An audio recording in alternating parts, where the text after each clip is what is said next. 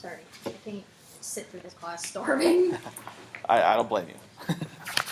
Okay, so now we're going to polish off chapter 4. Okay. We got some decent chalk.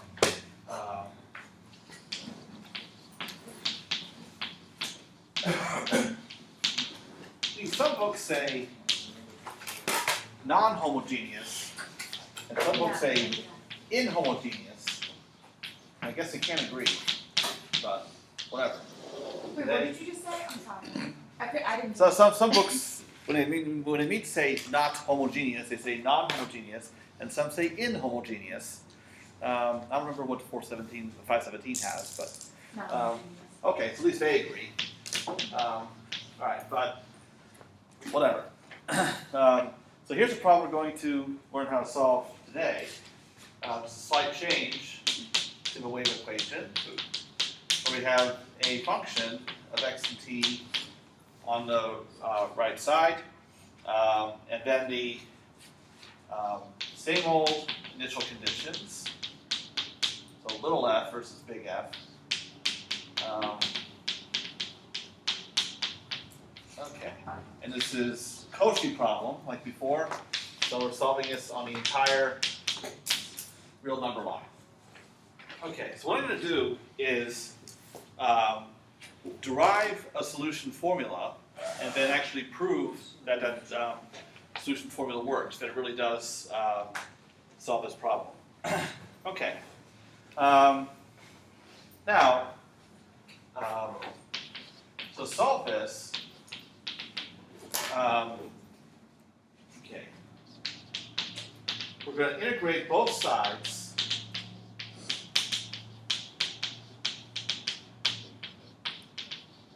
over what we referred to before as the characteristic triangle. Okay, so that's the triangle that has its top vertex at some point x naught t naught, and then characteristic curves serve as the two sides of this isosceles triangle. So this vertex is x naught minus ct naught 0, and then x naught plus ct naught 0. Okay. Now, so to start, and this is going to look kind of strange, but I'm actually going to negate both sides. Now, the characteristic triangle, for convenience of writing this in an integral, I'm going to just refer to that characteristic triangle as delta. So what I have is minus the double integral over the characteristic triangle of big F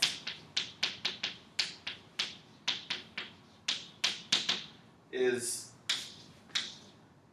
integral over the same characteristic triangle, and I'm going to negate the other side, so I'm going to have c squared uxx minus utt. Okay. And what I want to do is I'm going to take the integral on the right side and rewrite that in a form where it can actually be evaluated. And for that purpose, I'm going to use a theorem that you all would have forgotten from multivariable calculus. Yes. Wow. I didn't like it. You like it? I didn't. What? You didn't? Yeah, it was hard. Oh, what's funny is there's talk about actually removing Green's theorem from multivariable calculus See? because it's a special case of Stokes' theorem. Yes. Of course, you probably don't like Stokes' theorem either. That's even. Anyhow. But you know, Wait, did we? surface Was this in integral, the of other course, we do 517? Stokes, right? 417? Whatever. No. I've heard this before. Was it in the funny something thing else is, I took? with you? well, normally the only class we got is Cal 4, Yeah. but your Cal 4 at community college didn't cover this whole chapter. But did we cover this in another class with you? Because I've heard of this. I don't recall using it in 417. Or 415? Maybe. I've heard of this. Well, what I write down, you can tell me if it's truly familiar. Integral over a closed surface has to be an item. And there are other things that are named after Greek. So it's possible it's one of those things. but we'll see. So the idea is you have some region, I'll call it D, and it has a boundary curve C, and this is a notation that's commonly used to refer to a boundary, even though the same symbol is used in partial derivatives. I don't know why the same symbol is used for both things, maybe because math is not confusing enough. And it's very important for a theorem that the boundary is oriented counterclockwise, so it's traversed in this direction. Or a way they like to describe it is you have a little guy walking along a boundary in a proper direction, then the region is on his left. But that is equivalent to saying it's counterclockwise. So what Green's theorem says is that the line integral over the boundary of a vector field, PQ, so P dx plus Q dy, is equal to the double integral over the interior, D, of dq dx minus dp dy. Okay.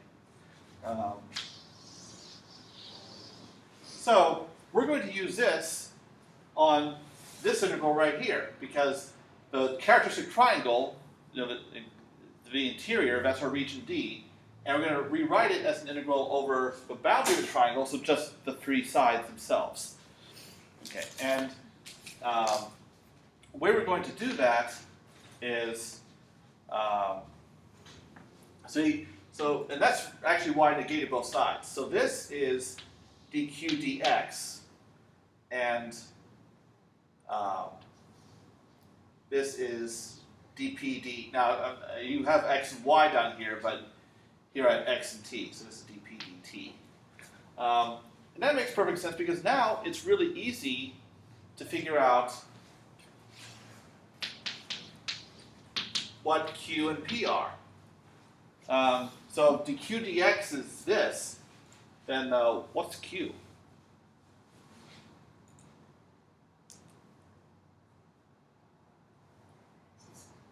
What? C squared. Oh, never mind. Well, because if Okay, is it 1/3 c cubed? Because it's no, gonna take c is a constant. Okay, c is constant. So what is the first partial of a? Because if qx is the second derivative with respect to x, Q is the first derivative. bingo, c squared ux. Oh, Because then qx, you just add on an x. right. So we're taking away x. Okay, now, similarly, what's p?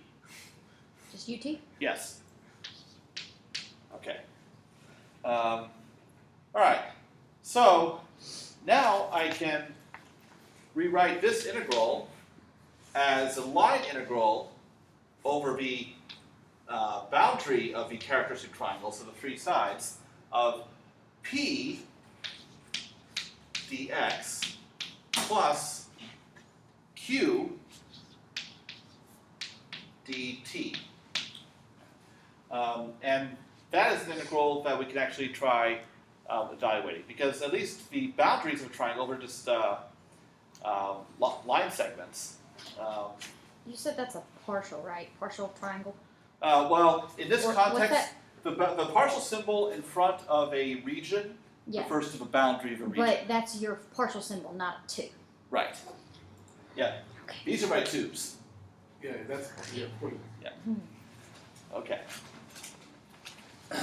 All right. So now we're going to evaluate this line integral around the three edges by breaking it up, and we'll consider each of the three edges separately.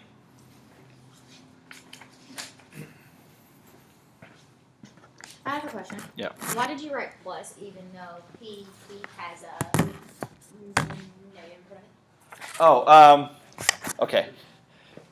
Actually, I know Because you of- negated that other. yeah, because where the but- minus comes from, there's a minus in here. Oh, never mind. I didn't see. I totally missed that. Okay. Never mind. Okay.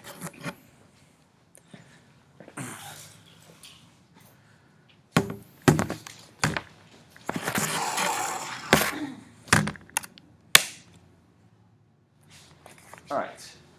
So now, okay, so on the left side, we still have minus the integral of f over the characteristic triangle. We're not going to do anything to that. And then we'll break up the integral over a boundary of a characteristic triangle into 3. So for the b, well, I'm going to do this in a, well, no, it's fine. So c squared ux dt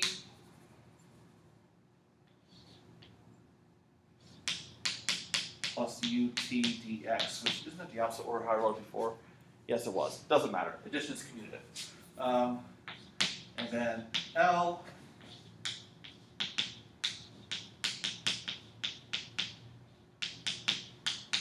and then R.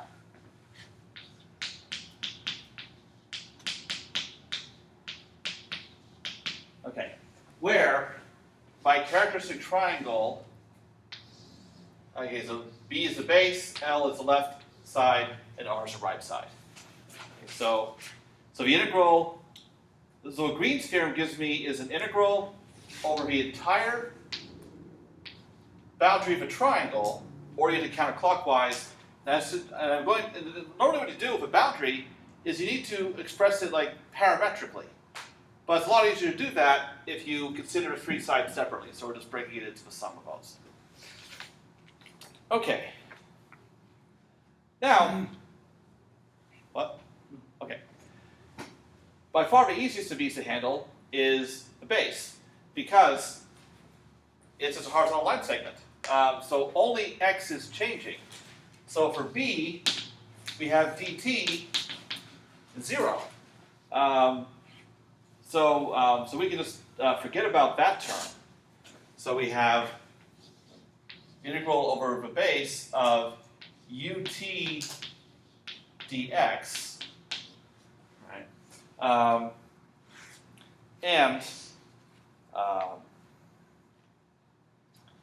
Now the thing is, along the base, we're on the x-axis, so the value of t on the x-axis is also 0.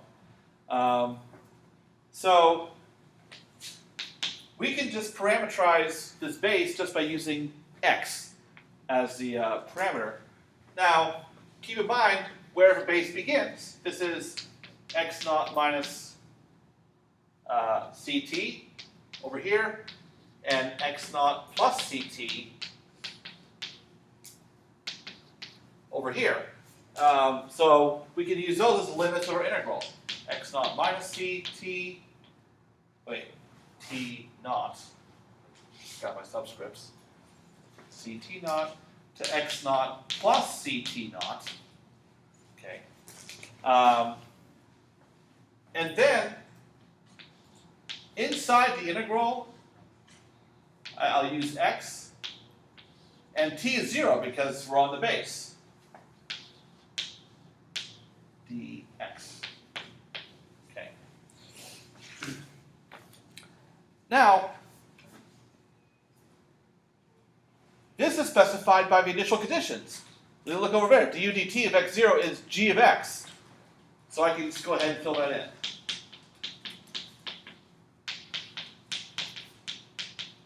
Actually, I'm going to use, this is the same notation I use when I always write the D'Alembert solution. I mean, I can use whatever letter I want as long as I'm consistent. So that's the integral, the line integral over the base. So at least that part is finished.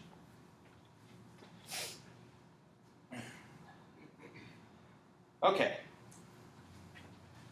Now, what about these sides? We'll do the left side.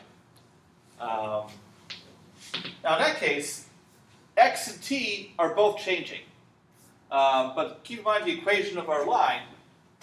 The equation of this line is x minus ct is equal to x naught minus c t naught. Okay. So what that means is, if you take derivatives of both sides, what you get is dx is equal to c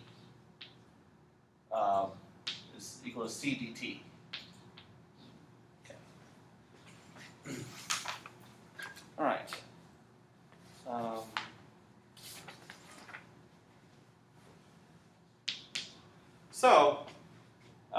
Now my integral becomes, so I can replace dx with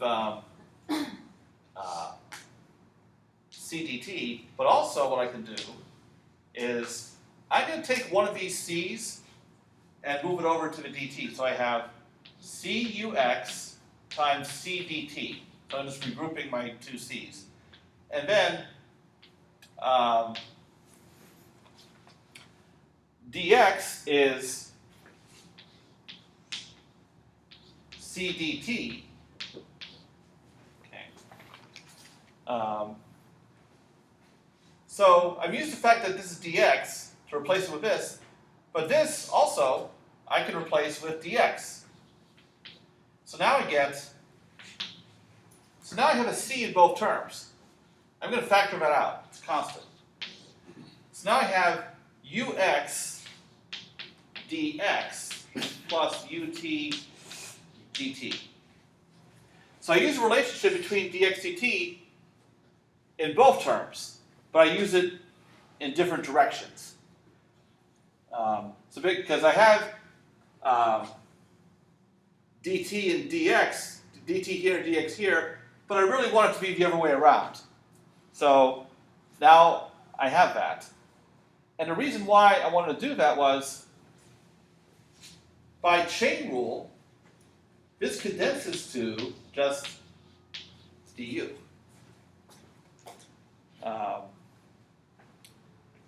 Because you can think of it, it's easier to see if you rewrite it as du dx dx plus partial du with respect to t dt.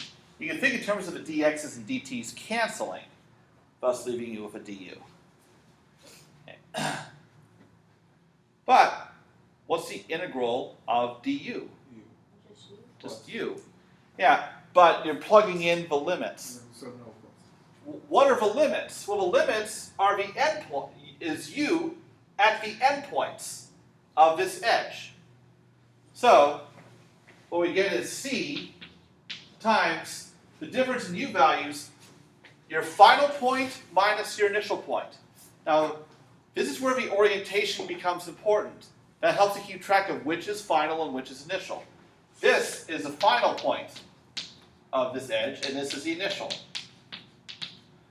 because we're going in this direction. So it's going to be u of x naught minus ct naught 0 minus u of x naught t naught. Okay.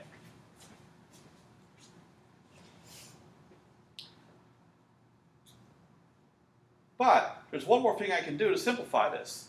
Because when t equals 0, what does u equal to? F of x.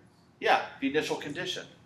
So just like I can use the other initial condition for u dt up here, you can use the initial condition for u down here. So this is equal to c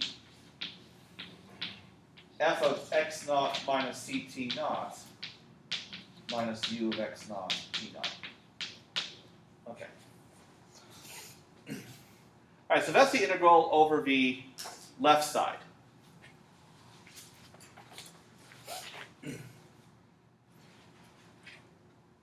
Right side, very similar. Here we have x and t both changing, but the slope is opposite. The equation of this line is x plus ct is equal to x naught plus ct naught. So what we get is dx is equal to minus c dt. So now everything that I did here for the left side applies equally well on the right side. I'm going to therefore cut a few corners. So we have c squared ux dt plus c plus ut dx. So if you go through the exact same manipulations as I just did on the left side, what you get is minus c du. All right, so I won't rehash those, it's exactly the same, just with a minus. So now you integrate that, and again you get minus c times u. And again, you have from a right edge. This is your final point, and this is your initial point, because you're going in this direction.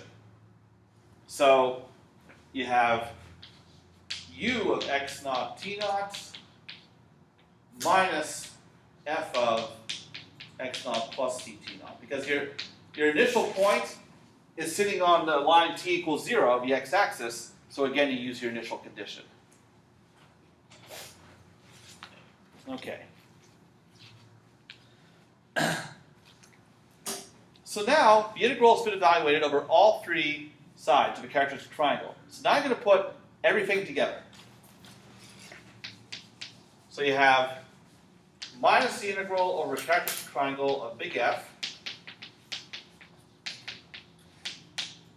equals the integral over a base, which is the integral of g,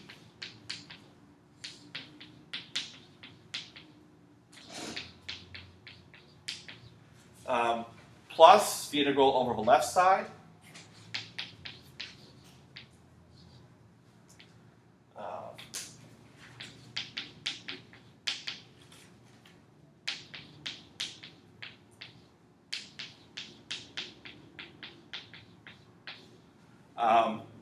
and then you add to that the integral over the right side. And what I'm going to do is I'm going to write this as plus c, and then I'll swap terms inside. Because that'll make it easier to see what I do next to get the final solution formula. Okay. All right, so now I've just gathered everything together. Now, what I want to do is I want to solve for u of x naught t naught. So in order to do that, well, these terms of u, I have two of them here, they have a minus.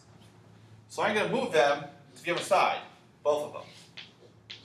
Okay. And what am I going to have left? I got this integral involving g, I have these terms involving f.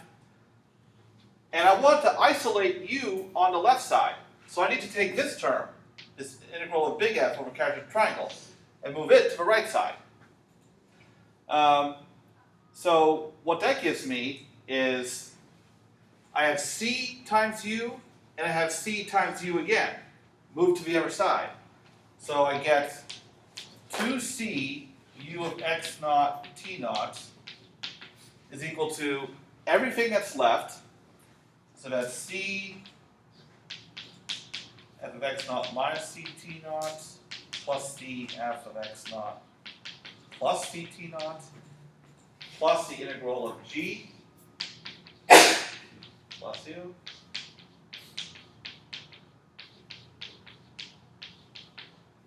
and then plus the integral of big F over the characteristic triangle.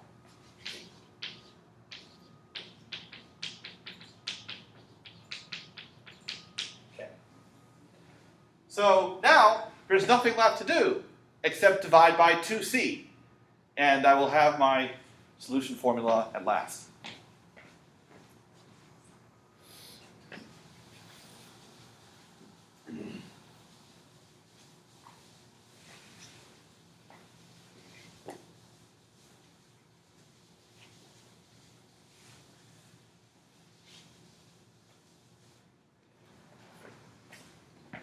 Well, before I move the computer, any questions about any of this?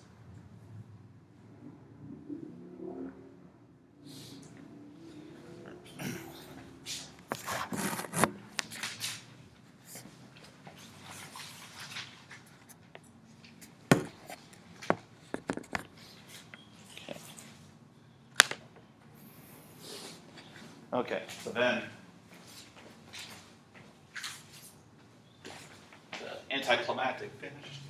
So there's a solution formula. It's going to be 1/2 f of x naught plus ct naught plus f of CT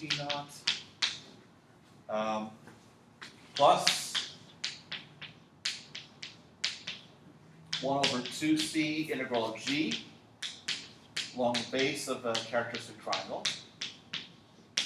Okay, so this is the solution formula you already know for a homogeneous equation. So all we're doing is we're just adding on a term, 1 over 2c integral over characteristic triangle of your right side of your non-homogeneous wave equation. Okay. And just like the solution formula we've seen for a homogeneous case, this is actually given the same name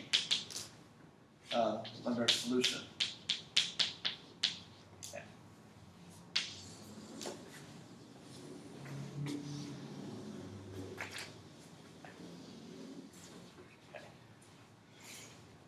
So, and in fact, in the case where you have a homogeneous wave equation, I've just derived that solution formula in a very different way than what was done before at the beginning of the chapter. So you can think of it as an alternative derivation of that. Okay.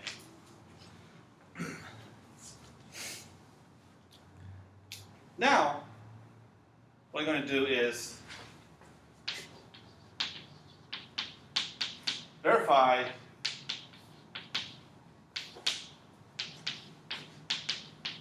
this one really is a solution of the non-homogeneous wave equation. Okay. Now, I guess I'm going to use the abbreviation that I know Dr. Cole uses quite often. What does that mean? Without loss of generality. Without loss of generality. Yeah. I'm going to assume that your initial data is 0. And the reason is, if you have a solution of a non-homogeneous wave equation, you can add to it any solution of a homogeneous wave equation, and it still solves a non-homogeneous one. So basically, we're looking at the simplest solution of a non-homogeneous problem. In other words, I'm letting u equal v plus w, where u satisfies the entire problem. V satisfies the non-homogeneous equation, but has 0 initial data. And W satisfies the homogeneous wave equation with the same initial conditions as U.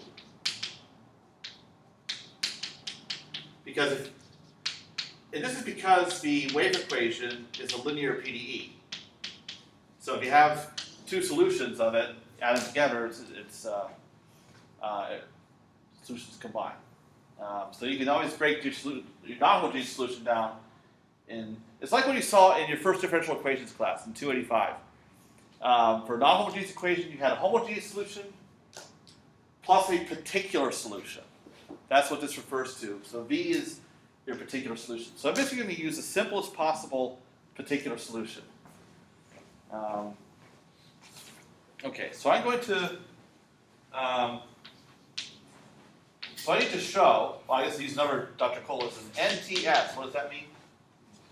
Need to show. And I'm sure other faculty use this too. But, okay, need to show that if I define v of xt to be just the 1 over 2c times the integral over characteristic triangle of big F,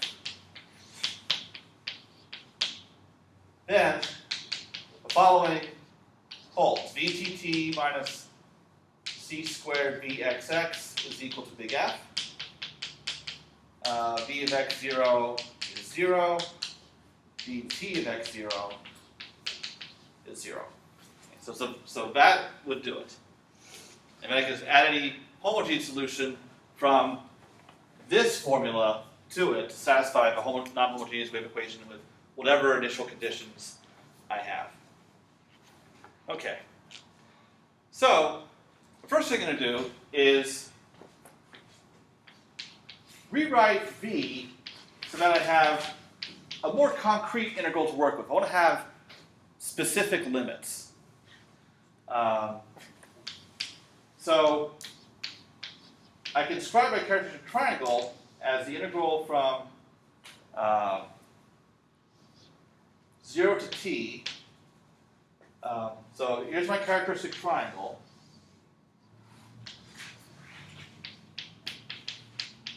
So t is going from down here at 0 up to here.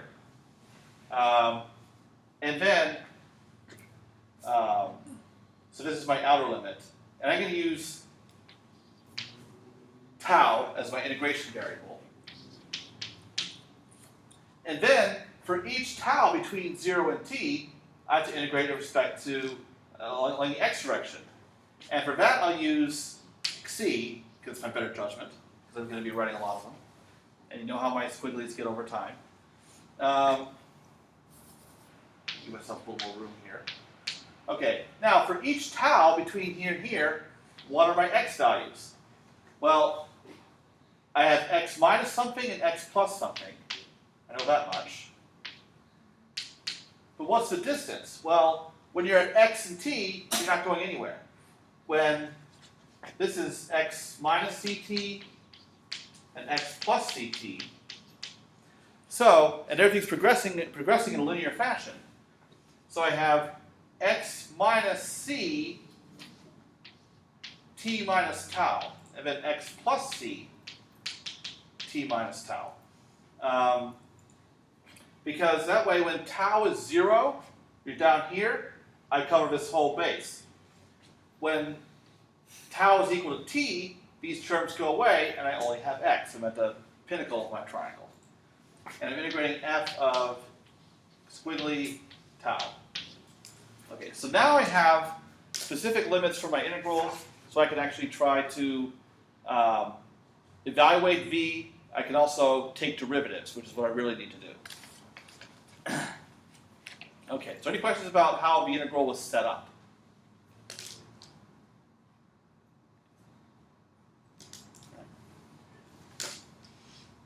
Now, what happens if I plug in t equals 0 in here? What am I going to get?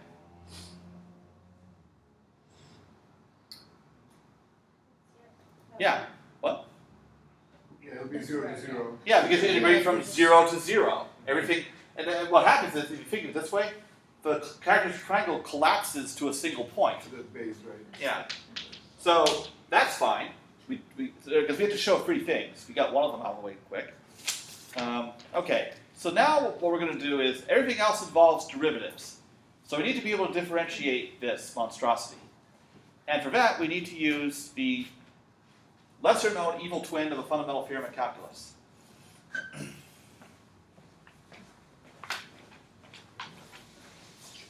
And soon you'll see why I call it the evil twin.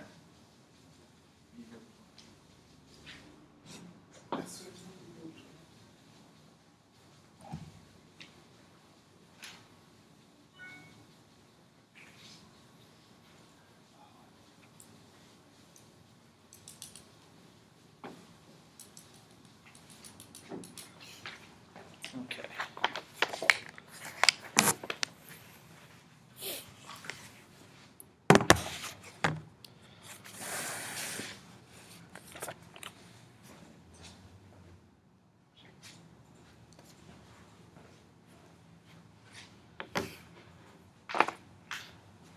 All right. Now, so quick review of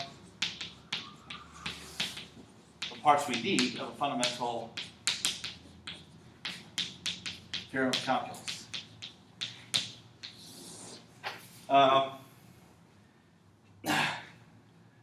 Now, so one part of it, the part that's best known, so the good part. I'll just label it that way. Why not? I figure you guys will agree with me. So the integral from a to b of f prime is f of b minus f of a. So it's basically integration cancels out differentiation. The bad part, and I guess the lesser known part, it's not used, it comes up now and then, but not nearly as often as that, is differentiation canceling out integration.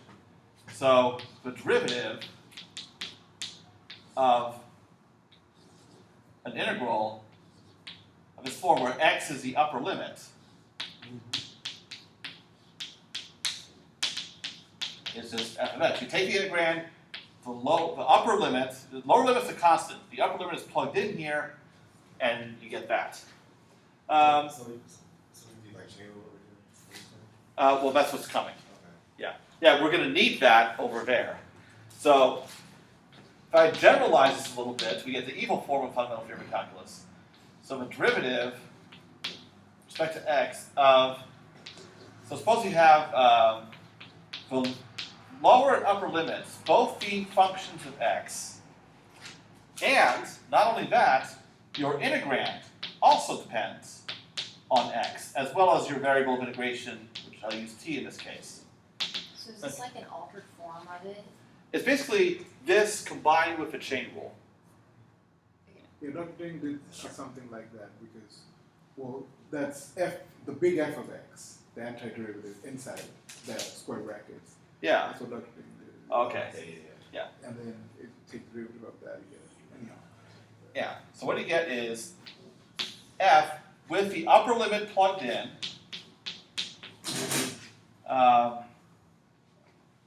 Okay.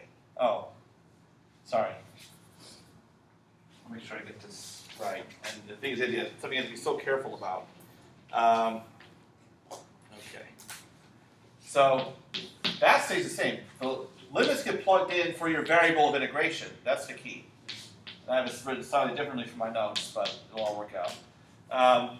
Times the derivative of the upper limit. Okay. Then, as you know from up here, the lower limit, that part gets subtracted. So you have minus f of x, a of x, a prime of x. Okay, so again, you're using a chain rule.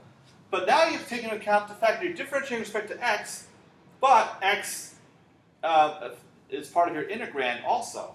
So that gives you a third term. That's the integral with the same limits, a of x and b of x. And what happens is you differentiate your integrand with respect to that variable.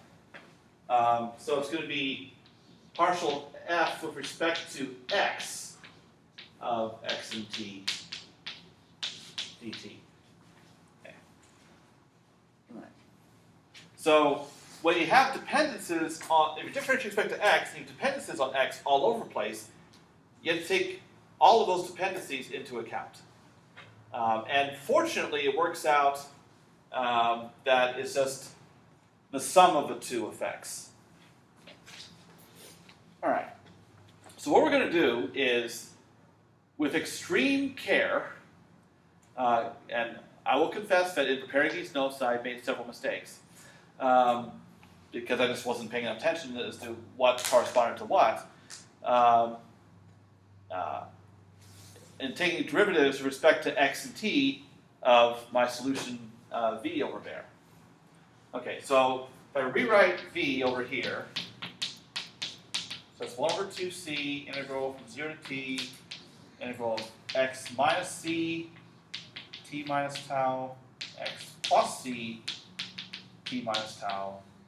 And then I have big F of c tau d c d tau. Okay, so the first thing I'm going to do is take the derivative of this whole thing with respect to t. Now, so what happens is, if I differentiate with respect to t,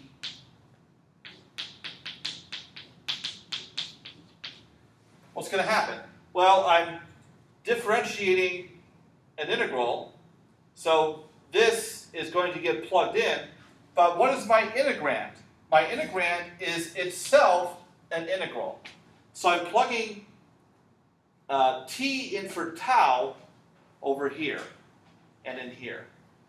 But because the limits themselves also depend on t, I'm going to get this term also.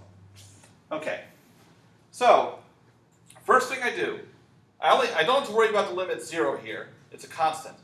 I'm going to plug in t in for tau here, and what I get is the integral from what to what when I plug in t in for tau? X to X. X to x. So that works out nicely, because that is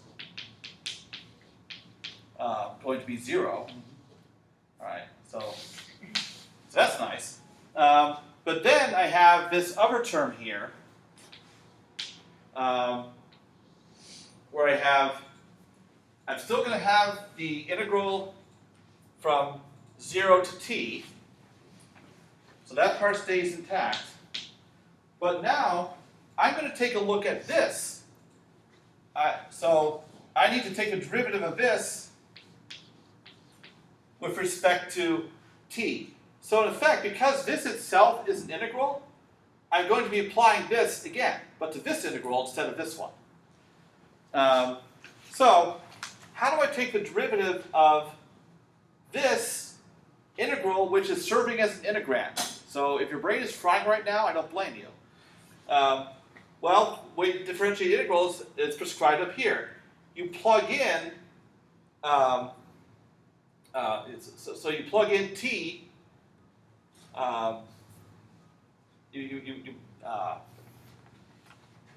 because this whole integrand, I'll call it g, is a function of c and tau.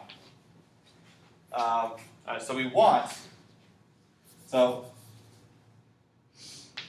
I'm calling this whole thing capital G of c and tau, and I want the derivative of that with respect to t. Okay. So the idea is, same as before. Okay.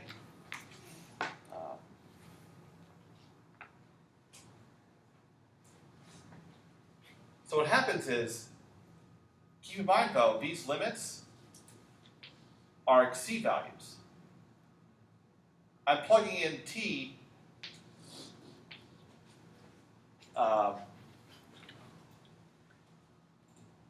on a second. Sorry.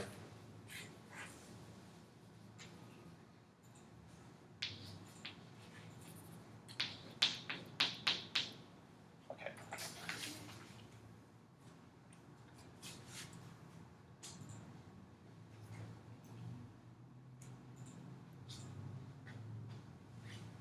The part that we're actually using is basically this part right here. You're differentiating integral, so you're taking your limits that you have, which happen to be functions of t in this case, but you're plugging them into this integrand. And because the limits in this case are functions of t, we need the derivatives of those limits with respect to t. So that's going to come into play too. Okay.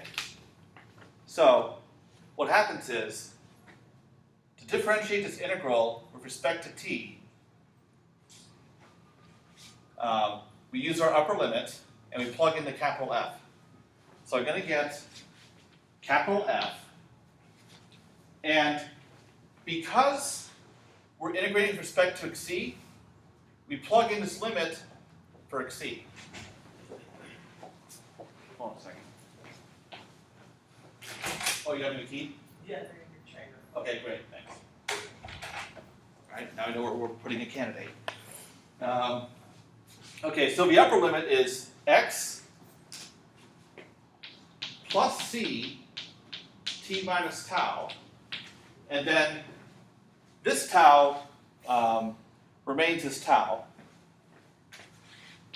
Okay, and then okay. Fc. Sorry, what? Type C. Times c, yes. And actually, in my notes, I'd already used that c to cancel out this c, but which is going to happen. But for clarity, I'll go ahead and fill it in. So if you take a derivative of this limit with respect to t, and you get c. So I'll just fill that in here. Okay, minus capital F, and then you have this limit plugged in for c. So that's x minus c t minus tau, and then times what? Minus c. So this minus and this minus will cancel out to give us a plus. Okay, we'll close that. So that finishes that part. And now I'm going to simplify. So these c's cancel out with this c to give me 1/2, and this integral went away. So now I just have the integral from 0 to t of big F of x plus c t minus tau plus big F of x minus c t minus tau d tau. Okay. Sorry, I lost my head for a minute there, but so the thing to keep in mind is because it's a double integral, so the first thing we did was we just went ahead and followed this and plugged in t for tau in the limits, but that gave us an integral that turned out to be 0. Then when we needed to carry out this part, we have our original limits, 0 and t, but now what's inside these square brackets here need to be differentiated with respect to t, and that required differentiating yet another integral. But differentiating an integral always involves first plugging in these limits. All right. And because this integrand here does not have any explicit t dependence, that's why we did not need to go yet another step further. Okay. All right. Now, so any questions about how this derivative was obtained? I know it's kind of hard to wrap one's head around. Okay. So the key is being careful about how you apply this. As long as you keep track of what corresponds to what. What is a of x? What is b of x? What is your integrand? That's how you get it correctly. Okay. Now, so here's dv dt of xt. Is that. So, what is dv dt of x0? It's going to be 0 again, because you're integrating from 0 to 0, you get nothing. So now we know that both initial conditions are satisfied. All that's left is to sort out, oh man, time's running out. Making sure it satisfies the non-homogeneous wave equation. The trouble is we need VTT and VXX. So we'll get those cranked out.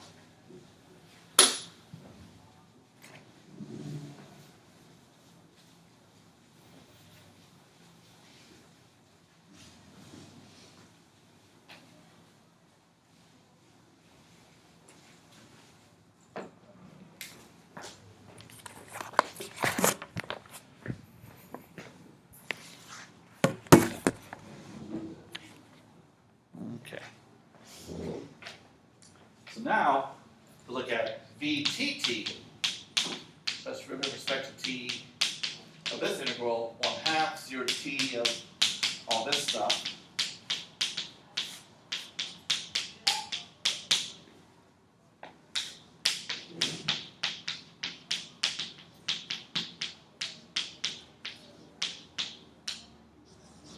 Okay. So we're differentiating an integral. So what happens is t gets plugged in for tau, inside the integrand. So we get 1/2 from 0 to t of big F of, so t in for tau causes this to be canceled out. Sorry about this tau. Okay. But t gets plugged in for tau throughout. So now I get f of xt plus f of xt.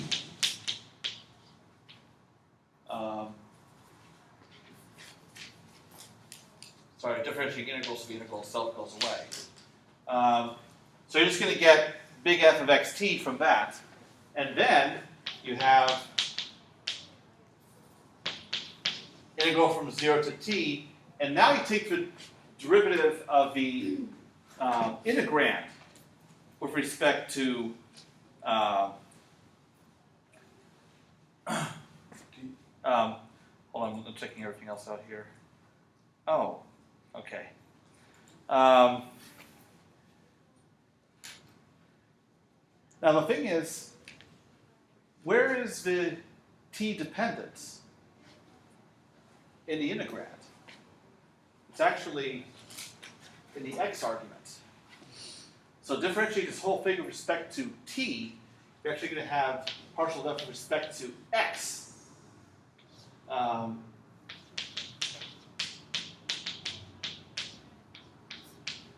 But then you take the derivative of this with respect to t, and that gives you c. Okay, and then you have plus, same thing with the other term.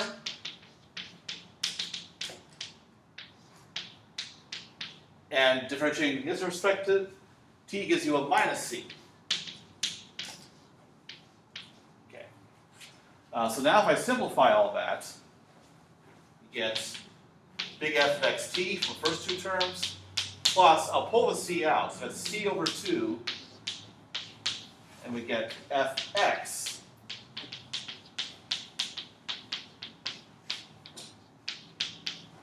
minus fx at the other point.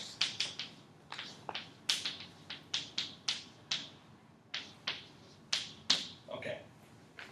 So why did, well, in that example, like the evil example, you had the partial with respect to x of xt dt. Yeah, so really what happens is, okay, you're taking whatever is in your integral and differentiating it in respect to this variable. So whatever, but here you just have a more complicated expression that indirectly depends on t. So you're taking whatever you have, which is a function of xt and tau really, and differentiating with respect to t, but where's the t dependence? There is no t dependence here. Right. Yeah. Oh. Okay. Oh. God.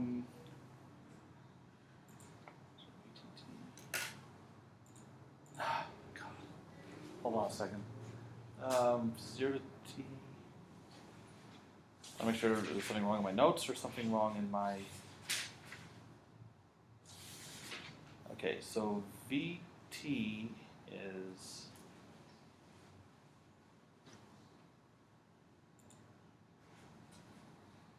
Okay, actually, that's a problem in my notes. So what's on the board is correct, but I got to fix my notes later.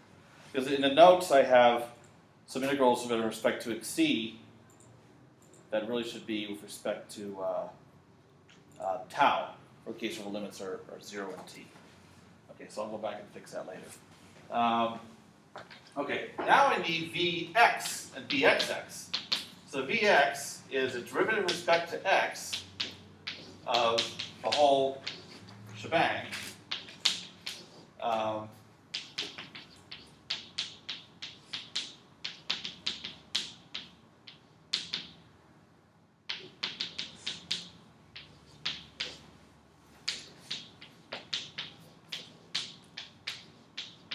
Okay. Now, I differentiate with respect to x. Well, the outer limits do not depend on x at all. So the first two terms from that evil combination there, those are not going to apply because the outer limits don't depend on x. So they would end up being 0.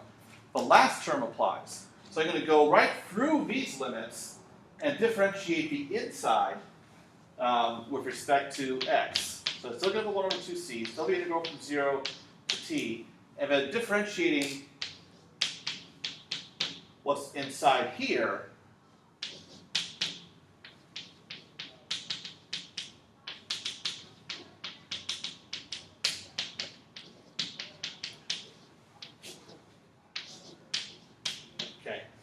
Is going to give me my result. So how do I differentiate this? There's no x dependence in here to worry about. So I'm just going to be plugging in these limits in here. So what I'm going to get is, all right, so I still have 1 over 2c, and I'm going to have the integral from 0 to t. And when I plug in these limits, I'll get big F of x plus c t minus tau minus big F x plus, that should be minus, more things to fix in the notes,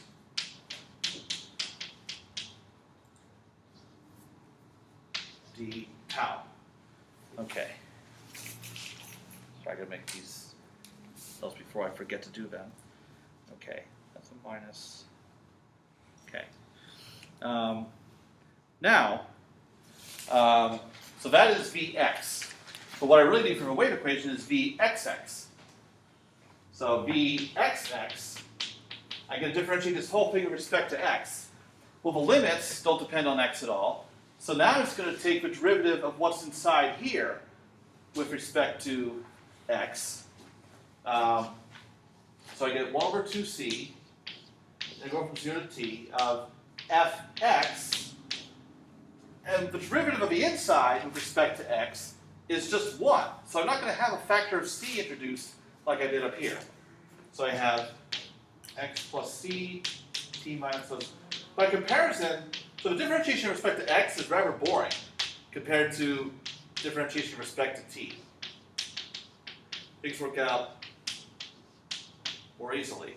Okay, so now I have Vxx is this, and VTT is all this. And now I really should leave more room for these things so I don't have such squidgy wampus boxes. I'm sorry, what did you just call it? Squidgy wampus? What? Spell that. No. Where's that from? I thought that's a pretty common term. Maybe not in the South? No, I was gonna say not down here. Or in the north. Hey, He's from Boston. I was further north than you. Okay. No, I've So never maybe- tried to use it. She went to college, both of her colleges in Massachusetts. Okay. But she's not from. Yeah, I didn't realize that was a unique thing. Okay, so if you compare, so actually what I'm going to do is, I'm going to multiply both sides of this by c squared. So now this simplifies, the constant outside simplifies to c over 2, which matches this. So in fact, the two integrals are exactly the same once you multiply both sides of this by c squared. So if you combine everything, you get VTT minus c squared Vxx. Everything cancels out except what you want to keep, big F of xt. So the Dank solution formula works. Yeah, that was fun. We have different definitions of fun. Okay. Shoot, I only have 10 minutes left. What? She said death by integration. Yeah. Sorry. I didn't mean to, that No, out loud. Okay. All right.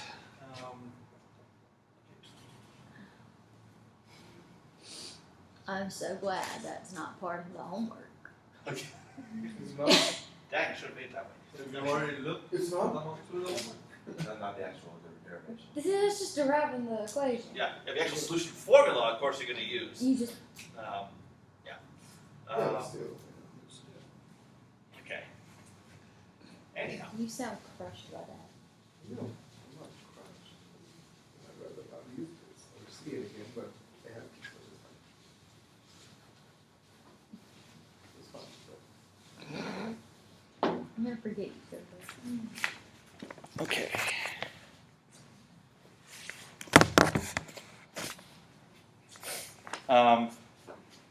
Now, so one thing that relates to a homework problem from this chapter is if F and G from your initial conditions and big F from the PDE are either odd or even functions,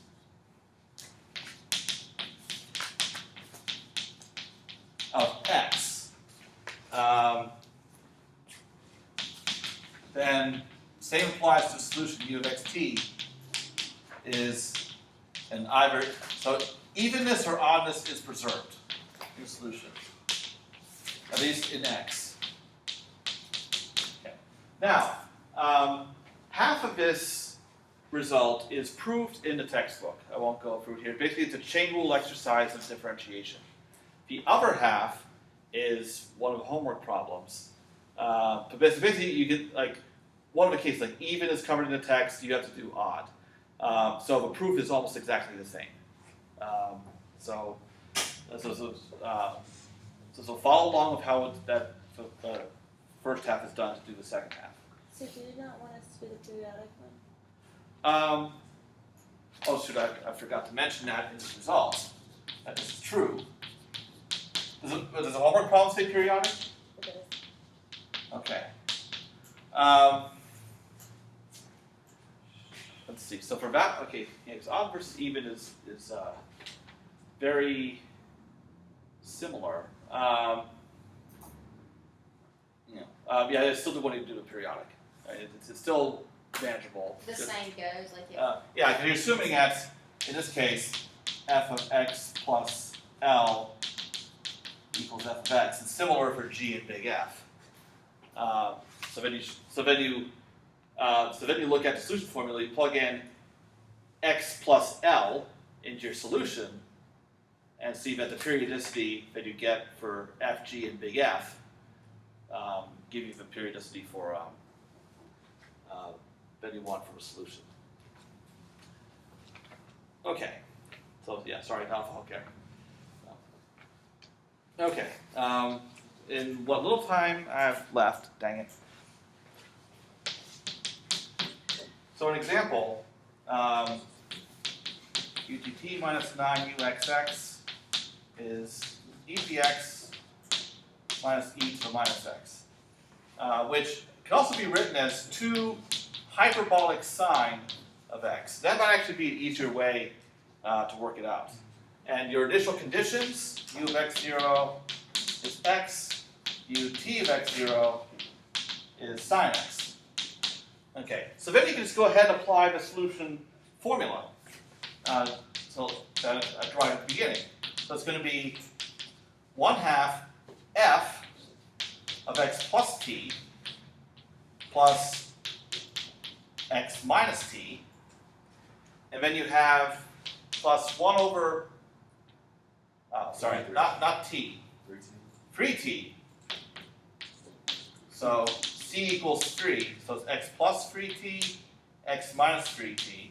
And then you have 1/6 integral from x minus 3t to x plus 3t of sine s ds. So that takes care of the homogeneous part. And then you'll have plus 1/6 integral over a characteristic triangle. So it's integral from 0 to t, and then you have integral from x minus 3 t minus tau, x plus 3 t minus tau, of 2 sinh xc dxc d tau. Okay. So what you could do is, by working out those integrals, you get the final form of solution. So the 3t and minus 3t terms will cancel out. So that's the first term is going to give you x. And then you're going to have, okay, so plus 1/6, and then you're going to have minus cosine of x plus 3t minus a minus cosine of x minus 3t for that second term. And then, as for this part, that gets pretty ugly. Well, the integral of sinh is cosh, hyperbolic cosine. So you get 1/3 integral from 0 to t. So you're going to get, I moved the 2 out here to simplify this to 1/3. So you're going to get cosh of x plus 3t minus tau minus cosh x minus 3 t minus tau d tau. Okay. Now, what can be done with these, like this difference of cosines, for instance, you can use the, Cosine minus yeah, there's sum to product formulas, or you can use the sum and difference formulas for cosine. I can never remember the sum to product formulas. So if I were to do this right now, I would use the sum and difference formulas because I know those off the top of my head. And what happens is the cosine terms are going to cancel out because of a minus, and the sine terms are what will remain. So what you get is, okay, so you're going to get 1/6 times 2 sine x sine 3t. So you get 1/3 sine x sine 3t. And then when you integrate this with respect to tau, well, tau is multiplied by minus 3 in this case and plus 3 in this case. So you're going to have 1/3, and you're going to get minus sinh of, and you're going to plug in t for tau, so you're going to get minus sinh x over 3, and then you're going to get plus sinh x. Well, okay, you have a minus here, but then you're going to get a, okay. So these two terms will actually combine with each other because here I'm dividing by minus 3, here I'm dividing by plus 3. So this causes these to have the same sign. And then you have minus sinh of, plug in tau equals 0, x plus 3t over 3 minus sinh x minus 3t over 3. Well, let's see. There's minus, okay, these actually become a plus. Okay. And there are similar formulas, sum and difference formulas for hyperbolic functions. So what ends up happening in this case is, well, I'm running out of room, and dang, 1 minute over time. So the final formula is x plus 1/3 sine x sine 3t. Then for these terms you get minus 2/9 sinh x. And then from sum and difference formulas for hyperbolic sine for these, and you can work them out using the exponential forms of sinh and cosh, and you get sinh x cosh of 3t. So that's the solution in that case. Now, the last thing I'll say, I know I'm late, is there actually is a slightly easier way to work out this kind of problem, and actually my next example that's in the notes takes advantage of this. Because notice your right-hand side can be a function of x and t, but it only depends on x. So here's what you can do. If you only care about a particular solution where your initial data is 0, what you can do is, so for a particular solution,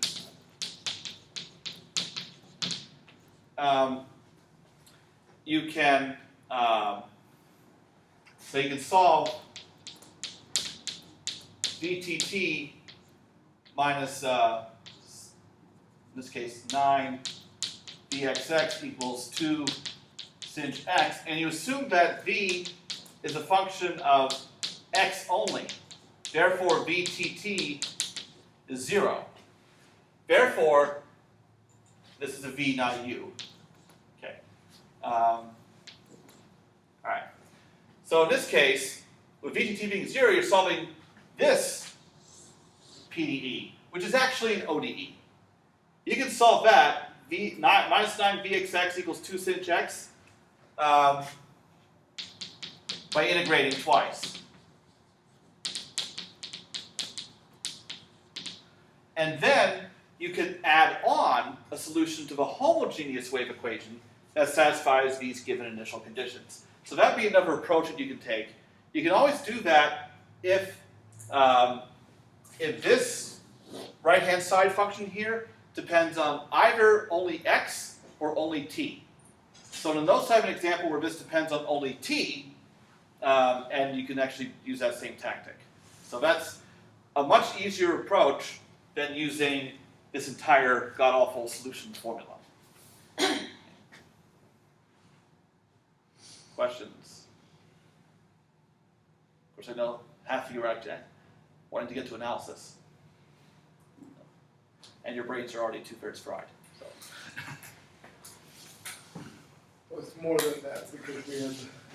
I know. Yes, I know that went a long way towards frying. So. Pretty much. Okay. I will do a second example on Monday, just for completeness sake. But One question. yeah. What the